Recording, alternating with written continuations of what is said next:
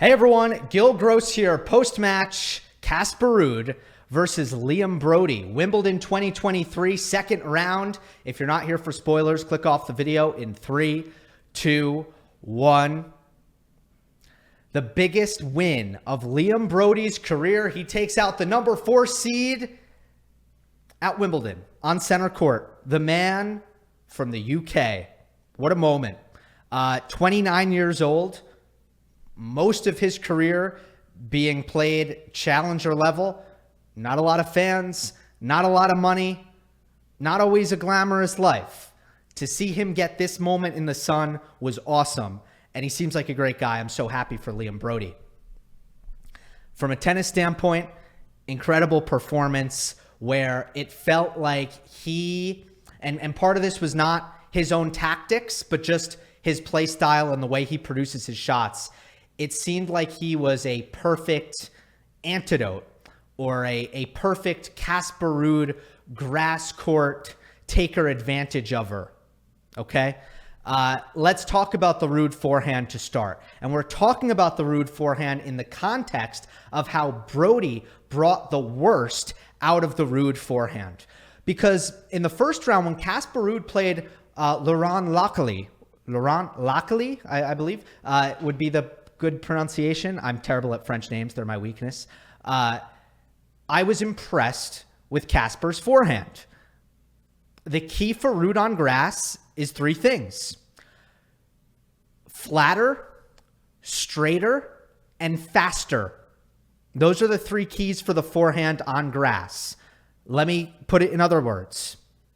Less spin, less shape, and not as slow, right? And that's because of how grass handles topspin. Instead of it enhancing the quality of the ball, topspin on grass, instead the ball just kind of checks up and sits up, especially on the center court grass, which tends to be sometimes a little bit slower and deader than the outer court grass. So if Casper's hitting heavy topspin and the ball is not going fast, that is not a good forehand. But against Lacali, I thought he was playing really loose, loose in the shoulders, loose in the arm, really letting his forehand go and letting it fly. And he hit a lot of forehands that were really big and really damaging and very, very high in the miles per hour category. And I started to think, maybe Casper will take advantage of this draw. Maybe he'll actually make a run here at Wimbledon because he doesn't have any on paper super dangerous opponents on his path, especially after day 1 when both Bautista Agut and Coric lost. But it turned out that Liam Broady was able to create and earn the bad qualities of Casper Ruud's forehand because of contact point. Contact point is the key here. Brody's backhand cross court in particular. It was such a menace in this match. It absolutely destroyed Ruud, and not in the traditional sense that you might, think of shots destroying opponents. Not that he kept hitting backhand winners and forcing errors. Not that he would hit the backhand so hard that Ruud would not be able to return it. No. What it did was it generated attackable rally balls. It generated attackable rally balls because from a low contact point and Ruud's Western grip on the forehand, he cannot hit the ball flat, straight, and fast. And instead, he hits it spinny, loopy, and slow.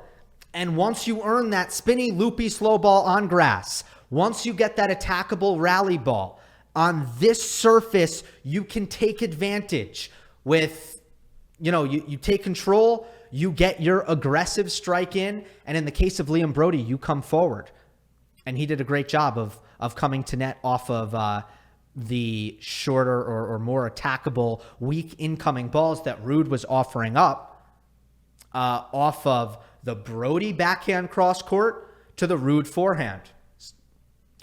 And it goes without saying, but not only do you get the benefit of earning attackable rally balls, but you get attacked less if you're able to keep the Ruud forehand low. There are some forehands, they are less affected by the low contact point, and they are able to still hit the ball on a line through the court a little bit flatter, but I think Ruud's grip makes it harder for him to do it.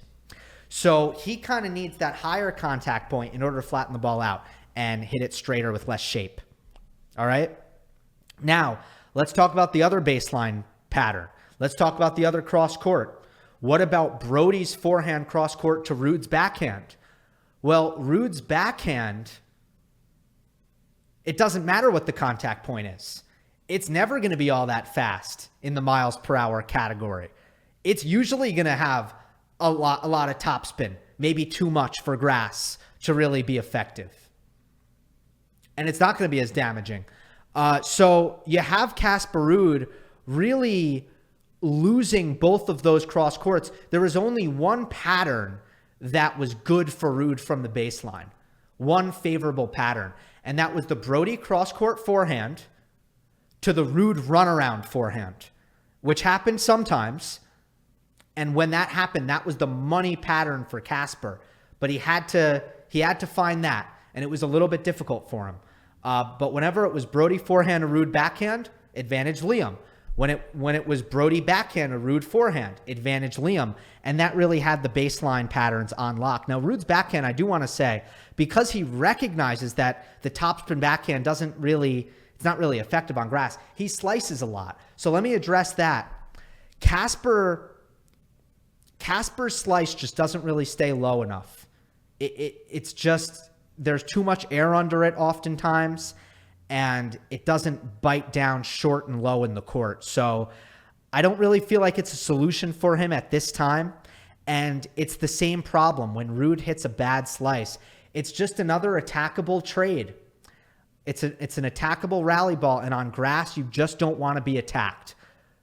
Ruud's defense is just not going to be as problematic as it is on clay. Even in the second and the third set, which Ruud are, the two sets that Ruud won, I still don't think that it was really anything Casper was doing in neutral baseline rallies to solve these problems. I thought it was mostly Casper serving, which is excellent. Underrated how good his first serve is, probably because his results have been clay-centric enough that he's been typecasted as a non-big server, but that's wrong. He is a big server, and the serve was actually setting up the more attackable forehands, right? Time, high contact point on the forehand, boom, Casper's golden. Even on the grass, his forehand is still going to be a huge weapon. It's the height that was killing him. I will also give Brody credit for his performance in other areas. His scrambling was awesome. His movement was very impressive. Great slice defense in particular. And when Ruud was coming forward, I thought he was oftentimes presented with very difficult volleys. There's a disparity here in net points won percentage. Ruud was at 66% and Brody was at 72%. Casper was at net 47 times, but he was 31 for 47, which is okay. 66% is okay for net points won. Remember, you should win a vast majority of net points because, you're in an offensive position, unless you were drop shotted, and then you shouldn't win a majority of them. But Brody at 72% had the advantage. And I'm going to also bring it back to Brody's net play. I think he does a good job of covering up his weakness by coming forward, because Liam, he lacks power in that forehand. And I think that's been the biggest reason why he hasn't been a better pro, is you just don't have that natural elasticity on his forehand. The stroke looks a little bit stiff, and he also maybe doesn't have that natural strength. So ultimately, the forehand is underpowered. It's not as big as he would want it to be. But a great way to make up for that is to take time away. Be aggressive with your footwork, step inside the court, take time away, and then come in. And suddenly, You don't need to hit your forehand 90 miles per hour or even 85 or 80 miles per hour in order to get the job done. You can take time away, hit a 70 mile per hour forehand, put it in a good spot as long as you set up the point well. And Brody was setting up the points well because of the cross-court patterns that I mentioned. And then you can finish at net. And that was huge for him. Another thing that I thought was important was he built such a big lead in the fifth set that nerves didn't come into play. Because I feel like Brody's forehand is susceptible to breaking down because of nerves. But the fourth set wasn't tight, and the fifth set wasn't tight either. So I thought that Liam dodged a bullet there because of his great play early on in those sets to build big leads and to not really let either set get to a point where the tension was at its highest. For Casper, I actually thought the most disappointing parts of the performance was just a couple of real lapses in focus where his execution fell off a cliff. Midway through the first set, when Ruud had actually a lead, he got the first break of the match. He double faulted 3 times in a service game. Also kind of started to spray forehands suddenly and make bad shot selection decisions on his forehand. And he handed Brody the first set in a way that seemed pretty generous. A lot of donations there from Casper. Just a weird lapse in focus after going up. And then the second one was at the start of the fourth set. And this is where Casper had all the momentum. He had just won the second set and the third set. Start of the fourth set was horrible stuff from Ruud. I would look to those 2 moments where Casper was actually at his worst. The start of the fifth set was actually, 3 close games, and Brody just happened to win all 3 with a lot of really great clutch tennis. Fantastic level from Liam. Believe it or not, it wasn't the fifth set where I thought Casper was at his worst until the end. Of course, once Ruud was down 4-love, 2 breaks, there was definitely a deflation there emotionally, and Brody kept his foot on the gas. He knew he had to keep his foot on the gas because of his stature as a major underdog in that spot. He wasn't going to get comfortable. So, big win for Brody, and now Denis Shapovalov is the lone seed in that quarter. That's it. Just Denis, who Brody plays next. Hope you enjoyed. Don't forget to subscribe. I'll see you next time.